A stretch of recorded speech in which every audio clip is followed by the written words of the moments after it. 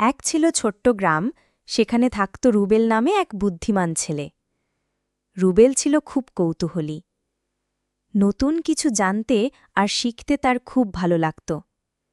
একদিন গ্রামের পাশে পুরনো বটগাছের নিচে সে দেখতে পেল একটা চকচকে সোনালি লাঠি।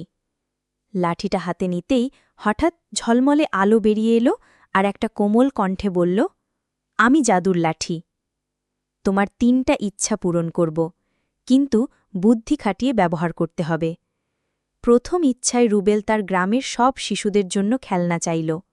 মুহূর্তেই গ্রামের মাঠ ভরে গেল রঙিন খেলনায়। সবাই খুশি হয়ে খেলতে লাগল। দ্বিতীয় ইচ্ছায় সে চাইল গ্রামে যেন কেউ ক্ষুধার্ত না থাকে। সাথে সাথে সব ঘরে সুস্বাদু খাবার পৌঁছে গেল। শেষ ইচ্ছায় রুবেল চাইল এই লাঠি যেন ভবিষ্যতেও ভালো কাজের জন্য সবার কাজে লাগে। জাদুর লাঠি হাসল আর রুবেলের হাতে একটা সোনালি আলোয় ভরা বই দিয়ে বলল, তুমি এই বই দিয়ে শিখে শিখে আরও অনেক ভালো কাজ করবে।